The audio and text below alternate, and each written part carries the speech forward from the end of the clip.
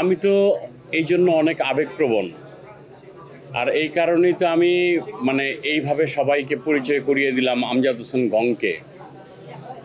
আমরা তো পারি আসলে এই সিনেমাটাকে, নাটকটাকে অনেক দূরে এগিয়ে নিয়ে যেতে। আমজাদ হোসেনের গঙে আছে, আমি আছি। আমি যদি বছরে 2টা ছবি বানাই, সোহেল আরমান যদি 2টা ছবি বানায়, আমার ওয়াইফ লাজুক অলরেডি একটা ছবি করছে, ও যদি বছরে 2টা ছবি বানায় বা একটা ছবি বানায়, তাহলে তো 5টা 6টা, অলিক যদি 1টা 2টা ছবি বানায়, 6-7টা সিনেমা হয়ে গেল। আমরা তো বাংলা চলচ্চিত্র জন্য অনেক অগ্রণী ভূমিকা রাখতে পারি, সেই বোধ আমাদের মধ্যে এসেছে, আমরা রাখবো এবং আমজাদ হোসেনের গং হিসেবেই রাখবো। ঈদের মধ্যে আমি আসলে কোনো সফলতা খুঁজি না। ঈদের মধ্যে তো সিনেমা ভালো যাবে, এটাই স্বাভাবিক। এটা বাঙালির সংস্কৃতি, কালচার, ঐতিহ্যের মধ্যে মিশে আছে সিনেমা। আর ঈদের আমাদের উৎসবে সবাই সিনেমা দেখে।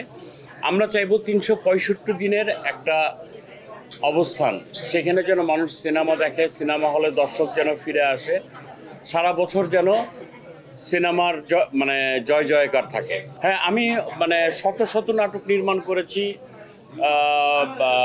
আপনারা জানেন সেটা। আর চলচ্চিত্র নির্মাণ করিনি এই কারণে, করতে পারিনি আসলে, কারণ আমার যে রাইজিং স্টেজটা ছিল, তখন চলচ্চিত্রে একটা অশ্লীলতা চলে আসলো। সেই অশ্লীলতার কারণে আমার অভিনয় ক্যারিয়ারটা শেষ হয়ে গেল এবং আমার তারপরে সিনেমা হলে চললো না, সিনেমা হচ্ছিল না, এই ইত্যাদি ইত্যাদি কারণে আমার চলচ্চিত্র ডিরেকশন দেওয়া হয়ে ওঠেনি। তবে এবছরেই চলচ্চিত্র শুরু করব।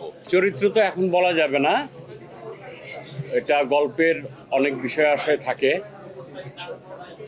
এটা স্পয়লার করা যাবে না।